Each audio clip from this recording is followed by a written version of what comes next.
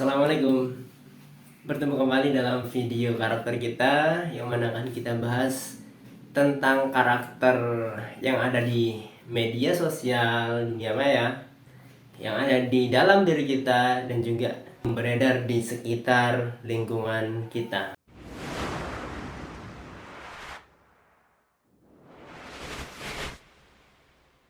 Kalau berbicara tentang manusia, yang mana manusia itu memiliki kemampuan untuk meniru apa yang ada di sekitarnya, sejatinya secara umum ya, itu dilakukan oleh orang-orang yang sedang mencari jati diri. Jadi dia menemukan satu hal yang baru, dia terima dan dia ikuti. Dan juga itu biasanya dilakukan seperti anak-anak kecil yang sedang belajar. Karena memang sejatinya ya, anak-anak kecil itu belajar dari apa yang dia lihat dengan alat indera matanya, belajar dari apa yang dia dengar dengan alat indera telinganya, yang mana dia melakukan itu secara spontan. Maksudnya apa? Dia melakukan hal tersebut masuk ke dalam dirinya tanpa ada filter apapun. Jadi dia menerima, dia biasanya langsung mengikuti. Karena memang seorang anak itu merupakan peniru yang handal, sebagaimana yang akan kita tonton dalam video berikut ini.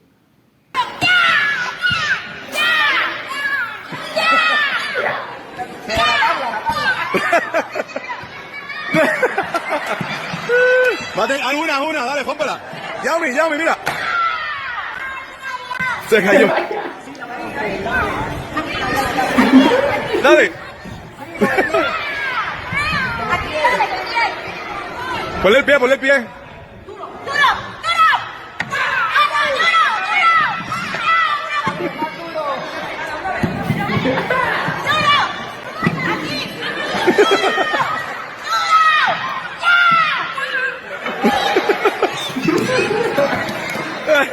Ayúdala. Otra vez.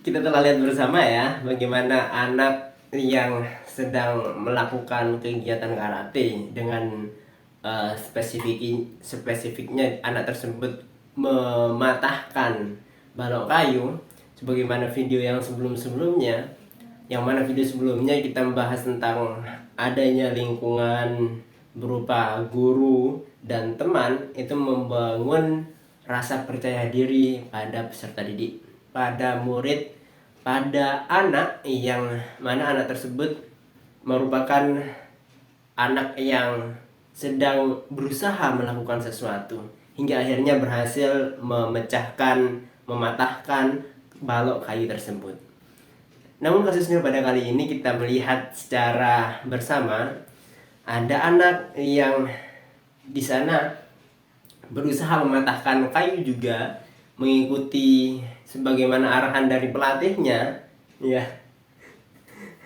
Pelatihnya itu menyuruh anak tersebut untuk mematahkan kayu gitu kan ya. Tapi dia mengikuti apa yang dilakukan oleh gurunya, oleh pelatihnya. Pelatihnya menyuruh dia untuk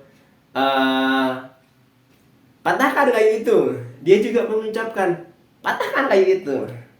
Gurunya menunjuk ke sana, ke kayunya, si anak ini juga menunjuk juga. Jadi apa yang dilakukan oleh guru, apa yang dilakukan oleh orang-orang di sekitarnya, itu dilakukan juga oleh anak. Lebih tepatnya karena memang anak yang mana di video itu mungkin sedang berumur 2, 3, 4 tahunan ya. Jadi dia kalau misalnya dalam konteks sekolah kita belum masuk di sekolah dasar. Kalau kita amati secara bersama, anak yang berada di umur tersebut itu memiliki kemampuan sebagaimana spons.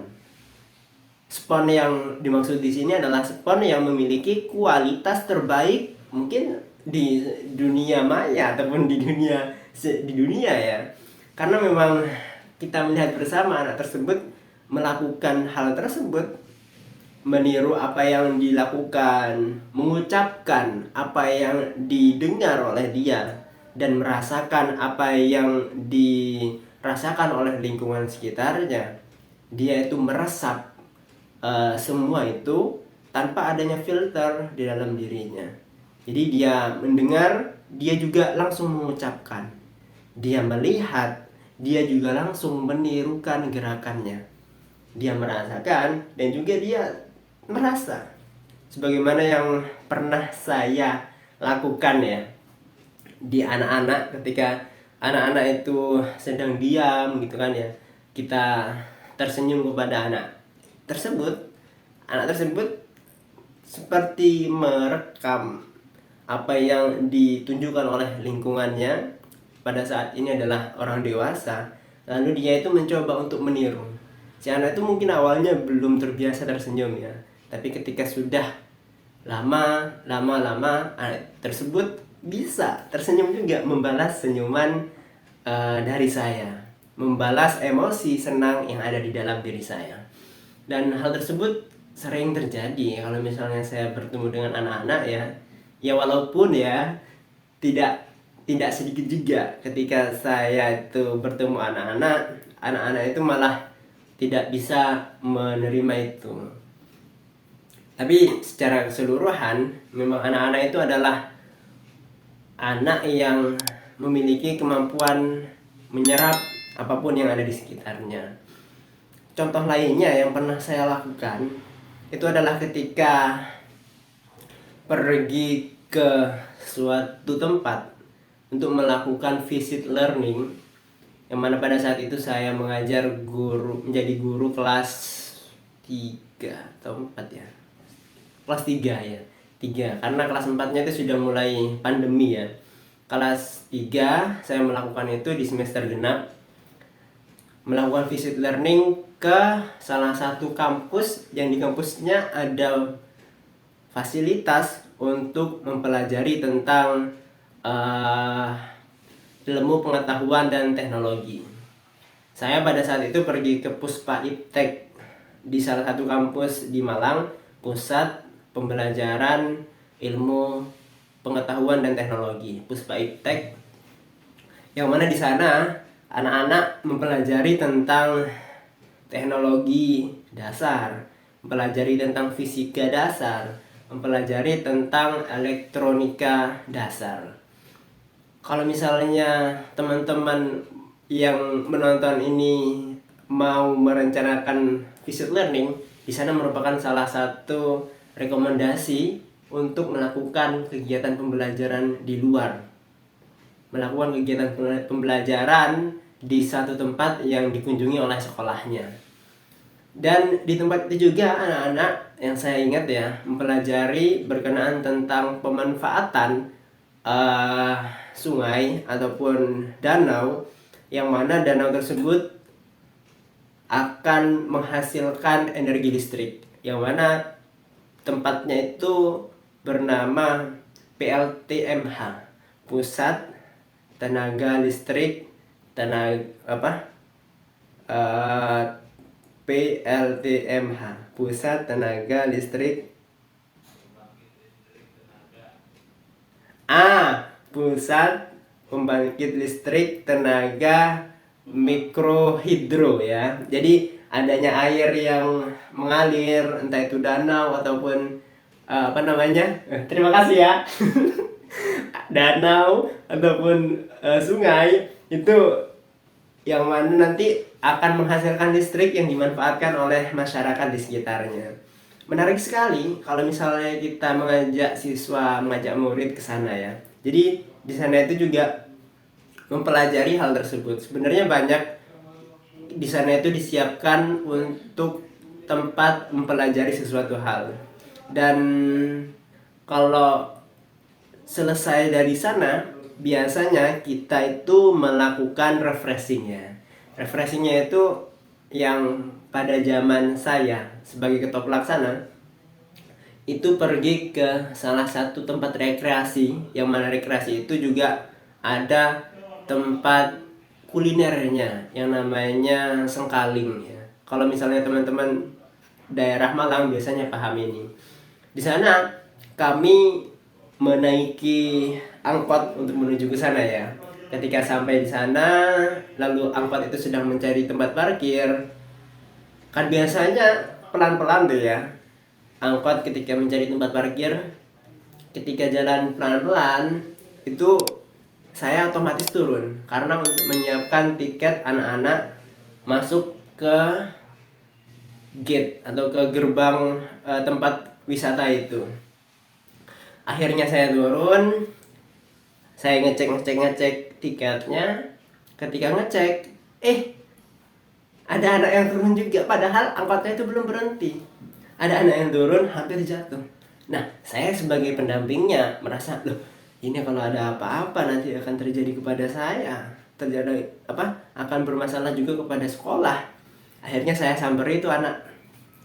Ketika disamperi, lalu saya tanya ke anak tersebut, karena memang kebiasaan saya itu ketika orang melakukan sesuatu biasanya saya bertanya, tidak langsung ngejat dia salah. Ketika bertanya, pertanyaannya itu seperti ini, Mas, itu namanya Abian ya, salah satu siswa yang cerdas yang juga mahir dalam menggambar. Saya ingat sekali dia suka menggambar. Bahkan di pelajaran pun kadang saya meminta dia untuk menggambarkan apa yang ingin saya jelaskan. Karena kan tugas guru itu adalah memfasilitasi ya siswanya agar bisa tampil di umum. Jadi saya minta tolong ke dia untuk menggambarkan apa yang akan kita pelajari.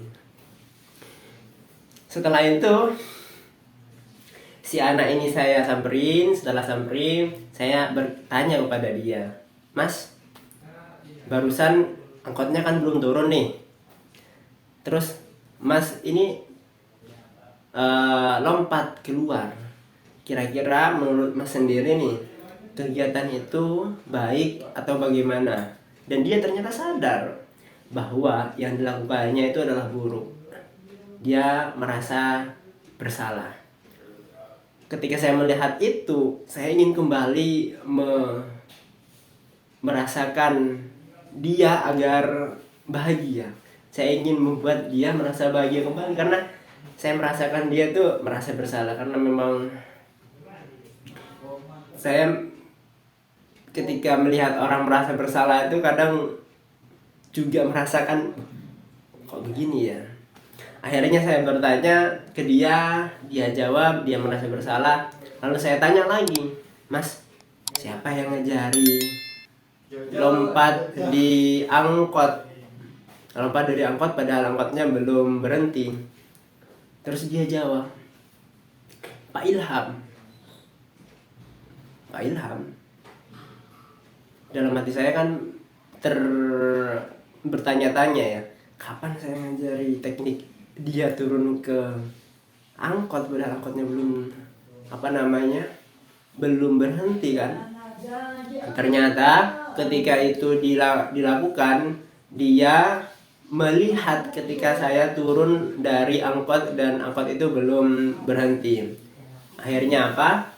Akhirnya saya langsung merasa, ternyata apa yang saya lakukan itu diajari oleh anak-anak, diamati lalu diikuti. Setelah itu terjadi, saya belum sempat menanyakan kembali, dia tuh langsung menyampaikan juga, Pak Ilham juga pernah melakukan itu ketika pulang dari kegiatan ekspresi swimming. Hah? Lalu saya tuh memikirkan sebelumnya ya, emangnya pernah melakukan itu gitu. Nah, dari sana saya sadar bahwa apa yang saya lakukan, walaupun itu di dalam melakukannya dalam kendali alam bawah sadar ataupun saya merasa hal tersebut sepele, ternyata itu dipelajari oleh anak-anak yang ada di sekitar kita. Akhirnya apa? Akhirnya karena memang budaya yang saya miliki ketika mengajar di anak-anak, sudah saya sampaikan kalau misalnya saya pernah salah, langsung ditegur saja. Bisa di depan teman-temannya, ataupun lebih baik menegurnya ketika dalam keadaan empat mata, ngobrol berdua saja. Karena itu sudah menjadi budaya mereka. Begitu juga saya, ketika anak-anak melakukan salah, saya langsung tanya kenapa kok bisa seperti itu dan lain sebagainya. Akhirnya mereka berani bertanya, berani mengkritik tanpa adanya rasa sungkan, sehingga itu terjadi. Lalu saya biasa juga ketika melakukan kesalahan, saya bertanya, bukan langsung meminta maaf. Saya bertanya kepada mereka, "Mas, Bapak memang salah ya, melakukan kesalahan, tapi dari itu kira-kira kesalahan Bapak ini dimaafkan atau enggak?" Nah, biasanya seperti itu. Saya bangun rasa empati yang tidak langsung menyerang, tapi juga berdasarkan dari kesadaran dia untuk memaafkan. Langsung dia mengatakan, "Iya Pak, saya maafkan." Ketika itu terjadi, "Oke, terima kasih karena sudah maafkan. Bapak usahakan kegiatan itu tidak akan diulangi kembali." Nah, dari hal tersebut saya mungkin dan teman-teman sekalian yang menonton ini dapat mengambil pengalaman, mengambil pelajaran bahwa kalau misalnya orang lain itu merasakan sesuatu terhadap diri kita yang mana kita tidak tahu bagian mana sih yang menjadi permasalahan bagi orang lain, maka yang harus kita lakukan, yang bisa kita kontrol adalah kita bertanya. Kita bertanya, apa sih salah saya gitu? Apa sih titik yang harus saya perbaiki agar di masa yang akan datang itu tidak diulangi kembali. Dan tentunya juga orang yang merasa bahwa orang lain melakukan suatu hal tersebut perlu diperbaiki, maka seharusnya dia itu langsung menyampaikan secara langsung. Karena orang yang merasa terkadang itu tidak merasa. Maksudnya ketika orang lain itu melakukan kesalahan, terkadang dia itu tidak sadar bahwa sedang melakukan kesalahan. Makanya di sana kita harus mengungkapkan apa yang ada di dalam pikiran kita, karena memang orang tersebut bukan dukun yang bisa memahami perasaan orang lain. Orang tersebut memang bukan dukun yang bisa mengerti apa yang ada di dalam pikiran orang-orang lain. Jadi kalau misalnya kita ingin menjadikan orang di sekitar kita itu lebih baik, ya harusnya kita itu menyampaikan apa yang harus dia benahi. Selanjutnya, kalau kita melihat dari kejadian ini, anak itu merupakan seperti spons yang memiliki kualitas terbaik di dunia, ya, yang mana dia bisa menyerap apa-apa yang dia lihat dengan alat indera matanya, apa-apa yang dia dengar dengan alat indera telinganya, yang mana dia melakukan hal tersebut tanpa adanya filter-filter yang dia gunakan. Jadi kalau misalnya dia melihat hal buruk, dia lakukan hal buruk. Kalau misalnya dia mendengar hal yang suara-suara yang buruk, dia juga melakukan suara-suara buruk itu. Jadi kalau misalnya hal tersebut terjadi, ya si anak itu akan mengikuti sebagaimana yang ada di lingkungan sekitarnya. Dan yang terakhir, si anak itu merupakan nyambung dari yang kedua itu. Si anak ini adalah peniru yang handal. Peniru yang handal di sini adalah dia secara spontan mengikuti apa-apa yang ada di lingkungan sekitarnya, dan dia memang belajar dari spontanitas hal tersebut. Jadi anak-anak itu belajar dari apa yang dia amati, lalu dari belajar tersebut dia melakukan satu hal baru, yang mana hal baru itu dia pelajari lagi, terus berproses seperti itu. Jadi memang adanya lingkungan di sekitar itu menjadikan anak sebagai manusia yang akan mengikuti lingkungan itu.